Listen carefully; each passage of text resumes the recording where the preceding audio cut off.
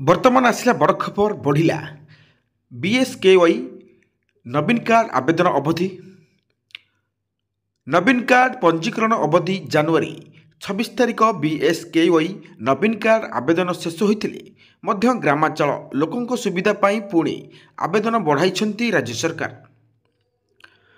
Video ସମ୍ପୂର୍ଣ୍ଣ ଭାବେ ଦେଖିବା ପୂର୍ବରୁ ଗୋଟେ କଥା କହିବି, ଯେଉଁମାନେ ଭିଡ଼ିଓ ଦେଖୁଛନ୍ତି ସବସ୍କ୍ରାଇବ୍ କରିନାହାନ୍ତି ଜଲ୍ଦି ଯାଇ ସବସ୍କ୍ରାଇବ୍ କରି ପାଖରେ ଥିବା ବେଲ୍ ଆଇକନ୍ ଦବାଇ ଦିଅନ୍ତୁ, ଯାହାଫଳରେ କି ସର୍ବପ୍ରଥମେ ଲାଟେଷ୍ଟ ଖବର ଆସିବ ପହଞ୍ଚି ପାରିବ ଆପଣମାନଙ୍କ ପାଖରେ। ଆଉ ଲେଟ୍ କରିବାନି, ଯିବା। ଫେବୃଆରୀ 8 ତାରିଖ ଯାଏ ଆବେଦନ ଅବଧି ବଢ଼ାଯାଇଛି।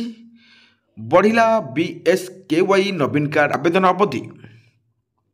କୌଣସି ବି ଯୋଗ୍ୟ ହିତାଧିକାରୀ ଯେପରି କାର୍ଡ ପାଇବାରୁ ବଞ୍ଚିତ ନ ହେବେ, ତାହାକୁ ଆଜି ଆଖି ଆଗରେ ରଖି ନିଷ୍ପତ୍ତି ନିଆଯାଇଛି। ଅବଧି ବୃଦ୍ଧି ନେଇ ସ୍ୱାସ୍ଥ୍ୟ ସଚିବଙ୍କ ନିର୍ଦ୍ଦେଶ ପରେ ଆଜିଠୁ ପୁଣି ଥରେ ଆବେଦନ ଆରମ୍ଭ ହୋଇଛି। ବିଏସ୍କେୱାଇ ନବୀନ କାର୍ଡ ଆବେଦନ ଅବଧି ଦ୍ୱିତୀୟ ଥର ପାଇଁ ବୃଦ୍ଧି କରାଯାଇଛି। ପୂର୍ବରୁ 26 ଜାନୁଆରୀ ପର୍ଯ୍ୟନ୍ତ ଥିବାବେଳେ ବହୁତ ଲୋକ ଏହି କାର୍ଯ୍ୟରେ ନିବିଡ଼ ହୋଇପାରିନାହାନ୍ତି। ତେଣୁ ରାଜ୍ୟ ସରକାରଙ୍କ ପୁଣି ଏକ ନିଷ୍ପତ୍ତି, ଏହି କାର୍ଡଟି ଅବଧି ପୁଣି ବଢ଼ାଯାଇଛି। ଏହା ପୂର୍ବରୁ ଥରେ ଆବେଦନ ତାରିଖ ବୃଦ୍ଧି କରାଯାଇଥିଲା। ଜାନୁଆରୀ 6 ତାରିଖରୁ ବିଏସ୍କେୱାଇ ନବୀନ କାର୍ଡ ଲାଗି ଅନଲାଇନ୍ ପଞ୍ଜୀକରଣ କରାଯାଇଥିଲା। 16 ତାରିଖ ଶେଷ ହୋଇଥିଲା ବେଳେ କିନ୍ତୁ ଏହାପରେ ପୁଣି ଅବଧି କରାଯାଇଥିଲା 26 ତାରିଖ ଯାଏ।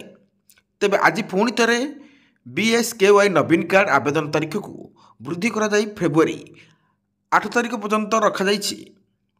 ତେଣୁ ଯେଉଁମାନେ ବିଏସ୍କେୱାଇ ନବୀନ କାର୍ଡ ଆପ୍ଲାଏ କରିନାହାନ୍ତି ଜଲ୍ଦି ଯାଇ ଆପ୍ଲାଏ କରନ୍ତୁ। ପାଖରେ ଥିବା ଅନଲାଇନ୍ କେନ୍ଦ୍ରରେ